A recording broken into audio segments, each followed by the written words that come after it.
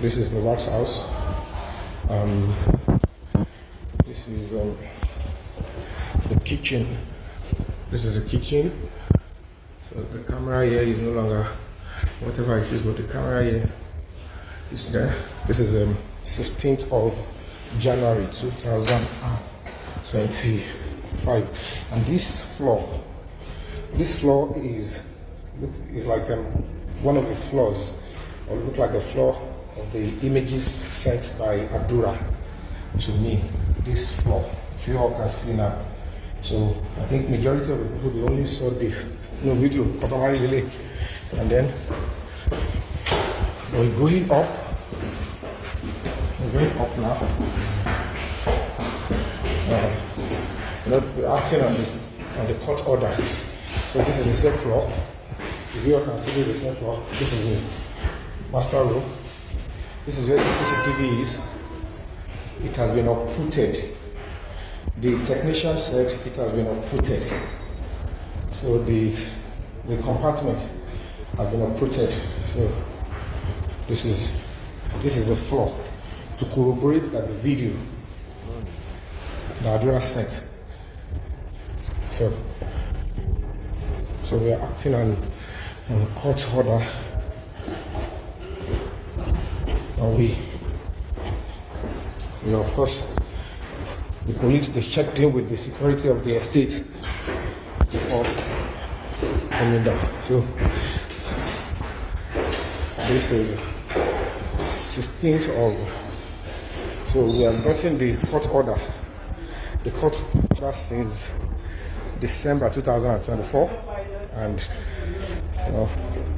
the police have come to effect the order. Adura, you want to speak? Adura, speak. Who is speaking first? Say whatever is in your mind. Whatever is feel free. I'm not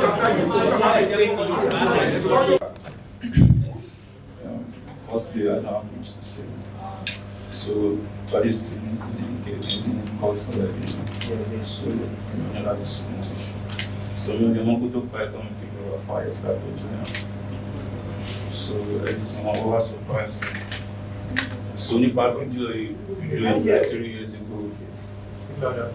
Like 3 years ago, then she made me more Friday, she video so fun is not from that. So, we didn't go out of phone. So, when she made me chat, Mr. Yomi, they come invite someone else because you know, when I put invite me, what they can and chat for extra seat. During TikTok live, Yes, you can. Do you want me to respond to that? Yeah, you can respond. Because okay, go on. Speak PG, more they hear you. So about the video, that's how it happened. I was not the one that did the video, so it was Mohbad himself. So Mohbad shared video ended about very funny for like more than 2 years ago. I told us for children from Osapa. So video ended so that's even from Damola. We got that job on phone. Like a week after, so we can progress. Message my phone, started to around chats. So more surprised that more chat to block chatting. So everything she shared in but Mr. Yomi to confirm that ỌLỌPA everything she love. But she insists, so she shall to program and we will say she. So very other share and we want to back on the thing that so everything she shared and it's impossible so okay. Shema, sorry. Oh, yeah, sorry. That's all, okay.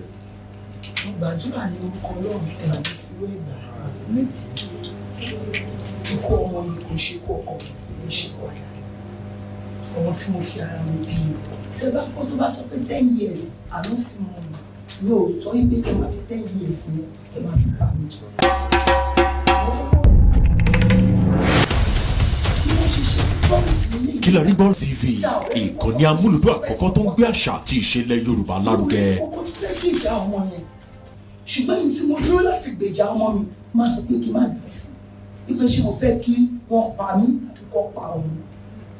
Tó bá ti wá pa èmi bọ́ kò bá bẹ́ẹ̀ sá ju òun tó ń pa lọ. Torí mo dàgbà jù lọ. Kò yẹ kí ọmọ kú mọ́ mi lójú. Gbogbo yẹn ti fa lọ yẹn ti wà court, ó ti wà ní police station, everything tọrọ promise. Bó ṣe kú, bó ṣe treat ọmọ mi. Èyí ọmọ Nàìjíríà ẹ̀ rí ẹ wọ́n bá àwọn family jà. Ẹ bá yẹn jà, ẹ bá àbúrò jà. Ẹ rí gbogbo nǹkan tí ọmọ yẹn ti sọ sílẹ̀ tó lọ sí police station, tó lọ sọ́dọ̀ àwọn ọlọ́pàá tó lọ report. Gbogbo ewu à ń ta, gbogbo bó ṣe nu mọ́ mi, bó ṣe gbúlẹ̀ tó ṣe ń ṣe oríṣiríṣi fún, ó wá ń ta. Ẹ ò gbèjà mi, ṣùgbọ́n mo dúpẹ́ náà gbogbo ìtẹ̀ǹṣe náà. Ẹ ṣàfẹ́ rí jọ́sí, Ọlọ́run dẹ̀ máa jẹ́ kẹ́ ẹ rí lágbára. Ẹni tó pa ọmọ mi, ẹni tó pa á, àtàwọn tó bùlẹ̀, àtàwọn tó lù pa, gbogbo wọn pátápátá ní agbára Ọlọ́run máa jákàrí. Wàhálà yìí kò ní já sásán. Wàhálà ti tèmi náà kò ní já sásán. Ní agbára Ọlọ́run, òun náà kò ní sùn, kò ní sinmi, ọ̀sìn.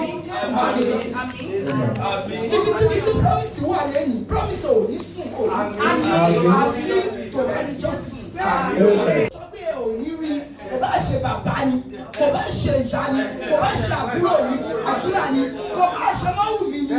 Tó sọ pé ẹ ò ní rí nínú ẹbí àlọ́ba. Ní orúkọ Ọlọ́run, àwọn ọmọ ọ̀run máa gbógun sí i. Wọ́n máa fi ẹni kan tó bá sọ ibi ẹ̀rí ní justice, wọ́n máa fi ẹ̀mí ẹ̀ sí i. Ìyẹn wá lọ, ṣé mo kọ́ tí wọ́n ṣe fún promise ẹ̀ bá ní rí. Àdúrà wọn ta fún ọ. Tó bá lówó lówó kò ní ta fún ọ. Torí nìkan ló fura fún òfin. Mo fi wọ́n gba àgbọ̀n ṣé mo fẹ́ ta fóònù náà. Dàmọ́ ká ló wọ́n bá kó fẹ́ ra fóònù ṣùgbọ́n torí pé ó jọ wà pẹ̀lú ẹ̀gbọ́n ẹ̀. Sórí ẹ̀ mo ṣe sọ pé kádúrà kúrò níbi tí wọ́n wà. Mi ìfẹ́ ní bọ́ọ̀tì torí pé ọmọ mi wà surprise fún mi. Ó jọ mí lójú gan mi ìrírú ẹ̀rí àfìgbà tó ṣẹlẹ̀ sí mi.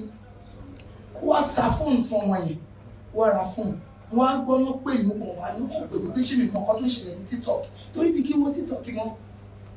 Torí àwọn èpè tí kò kì í ṣe tèmi tó máa ń ṣẹ́yìn. Mo ń ṣe ti tèmi. Ṣé máa mọ ikú tó pa ọmọ mi? Ìmàwá dúró báyìí. Ẹ mọ̀ pé ọmọ mi ẹgbẹ́ ẹ̀kọ́ tí mú mi lọ sí máa mọ ikú tó pa tí mi ò sọ. Ṣé mọ̀ pé ẹ̀kọ́ tí mú mi lọ ni? Ẹ mọ̀ pé ìyàjọ ọmọ yẹn ni. Ẹ mọ̀ pé ọmọ yẹn ò ní ìsinmi ni. Ìmàwá mọ ikú tó pa ọmọ yẹn tí mo bí fara mi. Ìmàwá dúró. Ó yẹ kó mẹ́rin sí mú mi lọ sí bá ọmọ kú tó pa tí mi ò sọ síta. Mi ò lè mọ kú tó pa ọmọ mi lọ sí síta. Bí mo lè ṣe wáyé ní ìbẹ̀rẹ̀ parọ́. Torí gbogbo nǹkan tí mo bá ṣe, àwọn ọmọ tí mo bá bí wọn máa jẹ lọ. Promise mi kọ́kọ́ ni mo bí. Ṣé mo bí àdúrà wa bẹ̀? Ẹ̀gbẹ́ wa bẹ̀? Tóbi náà wà kú. Mi ò lè parọ́ nítorí pé promise wa kú kí wọ́n máa parọ́ nǹkan tí mo kí. Ibi tí mo ti ṣe ìwò nínú torí pé mi fẹ́ pa. Mo ra dúró. Mo lè ti gbà ó lè kọ́ mi náà. Ká má parọ́ kò kí n parọ́. Kò lè jà ní kò lè jà. Kò lè kí n kú. Ìgbésẹ̀ tó ṣe máa ń yára jì máa fi sí nǹkan tí ìyàwó ṣe fún mi. Mo wọra mo bí lẹ́tọ̀ọ́ pé wọ́n gba Ọlọ́run gbọ́ ní tí mi ò fẹ́ ṣe kàn wọ́n mi fẹ́ bá orí ìwọ̀n tó fún mi.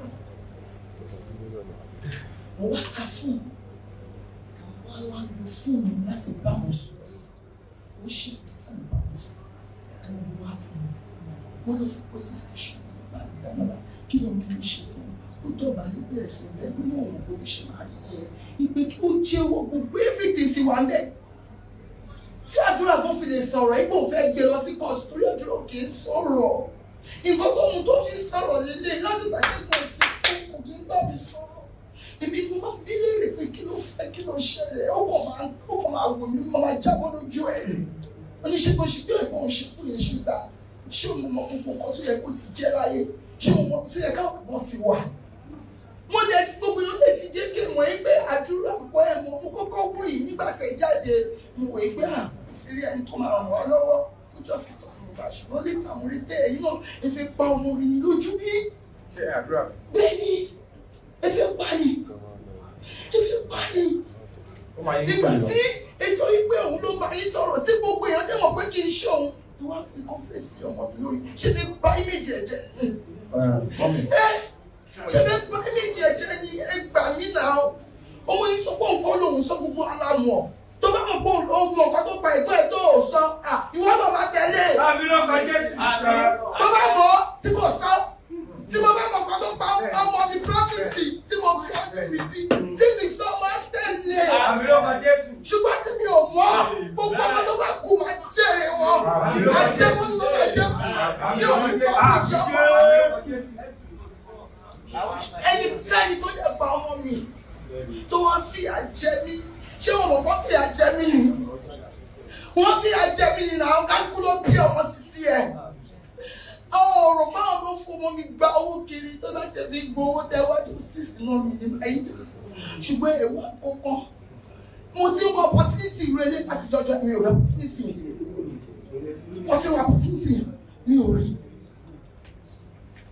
bí wọ́n ṣe ṣe fún promise tó fi kú lélẹ̀ òun náà mo fẹ́ gbé lórí àdúrà mi ìdẹ́lẹ̀ gbà 10 years àná sí mo ṣe òbí ọkọ̀ fún mi tajà ó fẹ́ mi tajà ó fẹ́ mi rówó níbi dẹ́ẹ̀dù sí bó ṣe sọ torí tí ò bá fi mi kọrin náà ẹ̀ lè mọ̀ mí yes tí ò bá fi mi kọrin ẹ̀ lè mọ̀ mí mi ò ní pásítà o ibi tí mo bá wà ní ma wà ṣùgbọ́n torí pé ó fi mi kọrin yẹn mo dúpẹ́ lọ́wọ́ Ọlọ́run ó lè ṣe rí mi tí kò bá fi mi kọrin ẹ̀ mọ̀ kọ́ tèmi náà pàṣẹ ẹ̀ mọ̀ kọ́ tèmi náà fèsì ẹ̀ lè mọ̀ mí ṣùgbọ́n mo dúpẹ́ lọ́wọ́ Ọlọ́run pé ọmọ mi fi mi kọrin mo dẹ̀ mọ̀ pé torí pé ó fi mi kọrin fún 10 years yí agbára Ọlọ́run gbogbo ikú tó pa ọmọ mi tó ṣọ́kùnkù fún wa a máa rí kedere nínú àti ẹnikẹ́ni tó pa gbogbo abiyamọ tó dúró ní òtítọ́ àti òdodo aṣọ ayé àjẹ́ ayé ìlérí ayé babaláwo ayé máa gbèjà promise ìjà ọmọ tó ṣẹ̀dá ọmọ yẹn torí ìkọ̀kọ̀ àti gbangba ni ó máa dìde ẹ̀já o ṣùgbọ́n wọ́n ti bẹ bàbá Yomi Fabiyi ẹjọ́ torí Ọlọ́run àdúrà ọmọ ẹni tí o kó má jẹ́ pé kí n máa wò wọ́n gbé àwọn ọmọ fẹ́ bá mi pa àdúrà wọ́n ṣe pa promise ẹ sọ pé family wa ìfẹ́ràn ẹ jẹ́ kí n sọ fún ẹ̀yin ọmọ ẹ̀yin èèyàn tẹ́ jókòó ẹ̀yin alábàárìká ẹ̀yin tẹ́yìn orí bí ọmọ tẹ́yìn fojú sọ́kọ́ ọmọ ó sọ pé ìyá bàbá àwọn ọmọ kí ní tí mo wà ní ọkọ̀ kọ́ ní ìwà justice fún kálukú wá skata wọ́n wá fi opportunity pé kálukú skata ni wọ́n wá fi lẹ́ńkà wọn kò sí nǹkan tó mú tí àwọn àmì ìmọ̀ ṣùgbọ́n ìdájọ́ náà ojú sí ìdájọ́ náà ẹni pé ìyá ṣe mistake ẹni tí mo ṣe mistake kí ló ń tẹ̀lé ya ètò ìpín bàbá ṣe mistake pé ìwà skata family ìwà skata gbogbo ẹbí mi nítorí ọmọ yẹn kú ṣe owó tó wọ́n ní ọmọ ìṣẹ́kù ṣé àdúrà lè ti promise fún mi kò ní tí ìyá mo lè ti promise fún mi kò sẹ́ni tó lè ti fún mi tó bá ṣe pé ọmọ mi wà láyé máa wà bí tí mo ti máa ilé ìbá ẹ̀kọ́ ni máa wà yẹ gbàgbé ibi tí àdúrà ẹ̀kọ́ tó lè ṣe nǹkan kan ẹ má bà kárí ọmọ ìjẹ́ ẹ ṣàánú mi ó fi gbà kárí ẹ̀jẹ̀ ìgbà tó sọ pé ọmọ nǹkan tó ṣé ó máa mọ nǹkan tó pa ẹ̀gbọ́n ẹ̀ kò ní sọ. Can you speak English so that we hear you because some of us are... Please ọmọ interpreter fún yín gbogbo ẹni tí fún wa sí. ẹ jọ sá ẹ má bínú bàbá skata wọ́n tọ́ bàbá jẹ wọ́n bá yẹ bàbá jẹ. sọpọ ọmọ ṣé Ọlọ́run wo gbogbo wa gbogbo aládìmọ táwọn fẹ́ kọ́ mọ̀ ń sọnù táwọn fẹ́ rí ọmọ ẹ̀ mọ́ kò tà yóò tiẹ̀ lówó gan abájọ wà lálàáfíà ṣọ́pọ̀ tí mo fẹ́ béèrè pé àtúrò ọmọ ẹni tí o gbogbo ọ̀rọ̀ ẹ̀ tẹ̀ ti wà ní police station àwọn sí kóòtù gan lórí ọ̀rọ̀ yìí ọmọ tó dẹ̀ ṣe ó ti jẹ́wọ́ ṣùgbọ́n èmi ò lè máa kúṣẹ̀ bí mo ṣe ń lọ sí yìí èmi ò ní parọ́ màá lọ pè tíyẹ̀ ò bá fẹ́ gbé sí tíyẹ̀ ní ò bá fẹ́ gbé sí torí ẹnìbọ̀ tó bá kú sí ó kú ni ìgbà tí promise ti kú ẹnìbọ̀ ló lè kú tíyẹ̀ tẹ̀ ní ò bá fẹ́ gbé sí kó bọ́ síta bó ṣe jẹ́ kó sọ fún gbogbo rẹ̀.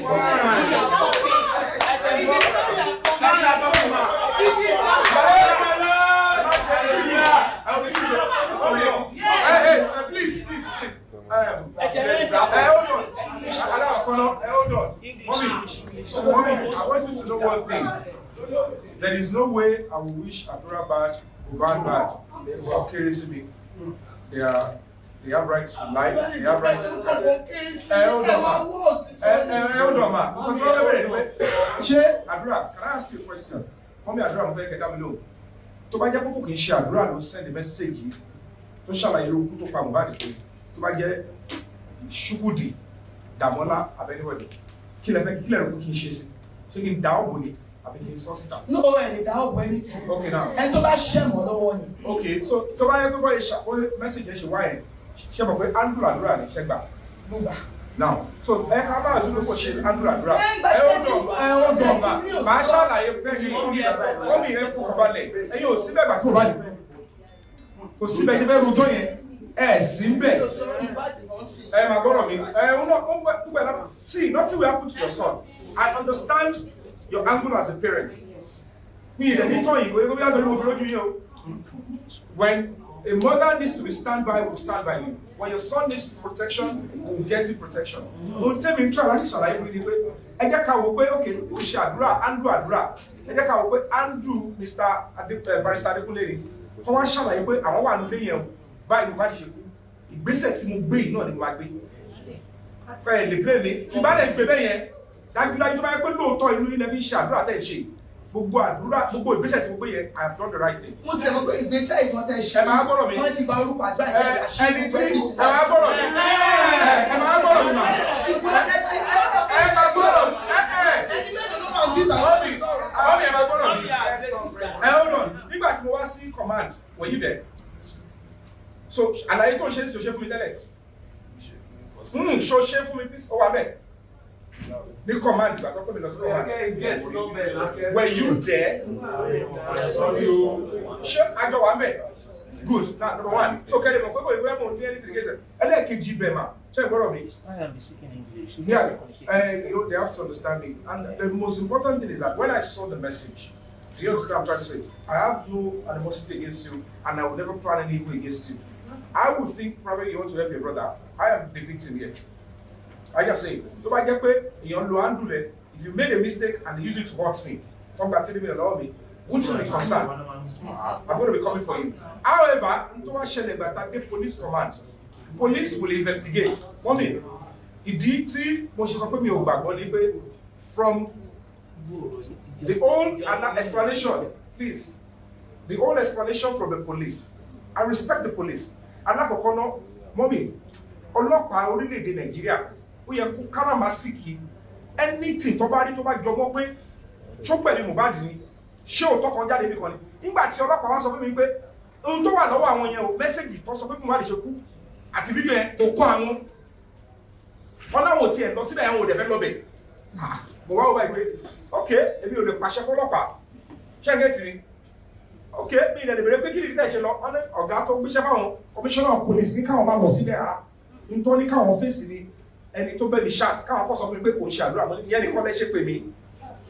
mo ní I left Abẹ́òkúta mo gbé ọmọ mi dání sọ́wọ́ ọmọ tó wà lọ́lẹ́dẹ́ he is meant to be enjoying himself mo láti stress ọmọ ẹ wá and then we got there wá ní ẹ̀fẹ́ lọ́bẹ̀ yẹn mọ́mì tó bá jẹ́ pé ń wá justice fún Mohbad ẹ fẹ́ mọ ikú tó pọ̀ mọ́ yín tírú message yẹn wá láti ọ̀dọ̀ anybody tọ́lọ́pàá ẹ wá débẹ̀ fẹ́ respect kó sọ fún yín pé fídíò yẹn àwọn rí nǹkan báyìí ni o ọmọ aláwọ̀ ò tiẹ̀ fẹ́ lọ́bẹ̀ rárá ọlọ́pàá ni o now tẹ́ bá jẹ́ yìí ni tẹ́ ń wá justice fún Mohbad tọ́lọ́pàá aláwọ̀ ò fẹ́ lọ́bẹ̀ yẹn èmi ò wà particular about ẹni tó kọ́ I'm particular about the content of the DM and the video èmi ò ní pẹ́ kọ́ lọ kọ́ monitor nípa ẹ kọ̀ sọ fún monitor yẹn nínú iPhone ni kọ́mì ẹ má jà tọ́ra wa whether old phone àdúrà ni o whether new one ó jẹ́ yìí ló ń lo iCloud video tá a sọ yẹn auto blow ẹ̀ ó ṣe blow ẹ̀ bàtọ́ fẹ́ sẹ́ndẹ̀ sí mi àti 3 seconds tó fi kíní bòdì ẹ̀yẹn ọlọ́pàá fẹ́ rí àti fún so ẹ wá rí pé ẹni náà tó bá jẹ́ pé Dàmọ́lá yẹn tó bá jẹ́ pé Dàmọ́lá yẹn ló wá ṣiṣẹ́ burúkú yẹn ṣe gbọ́dọ̀ mi ní wá máa blame mi nítorí pé ẹ máa gbọ́dọ̀ mi. a máa blame yín ní bí sí ní ṣe ní ọlọ́pàá ẹ̀sọ́ tó ní ọlọ́pàá ẹni ò lè gba tọlọ́pàá yẹn Dàmọ́lá tẹ̀ sọ yẹn. nígbà tí wọ́n bá sí náà gba ìwọ ààrẹ ni wọ́n bá gbé jáde. Dàmọ́lá yẹn ti wà blame not guilty. Dàmọ́lá yẹn ní wò jẹ́ nípa ọlọ́pàá ò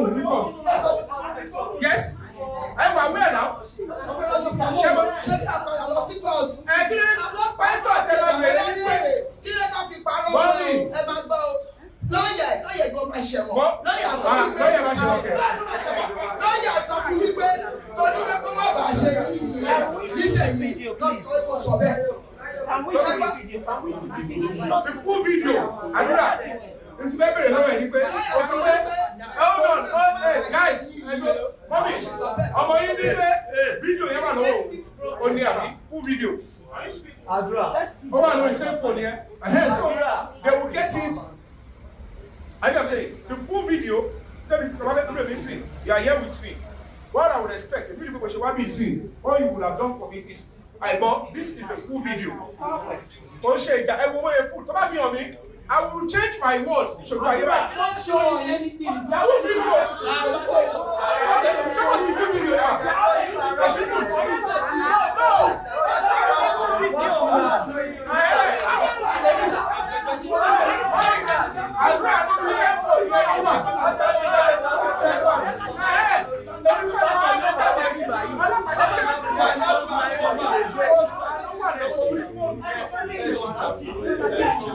Now, thank you.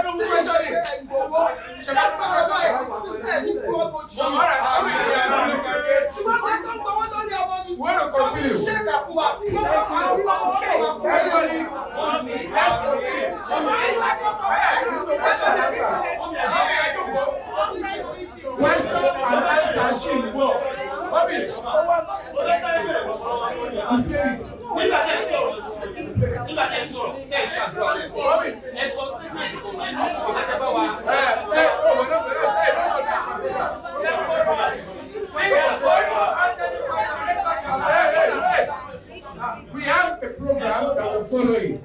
Everybody will have a chance to ask questions. So please allow this. We are all civil. We are all decent human beings. Okay?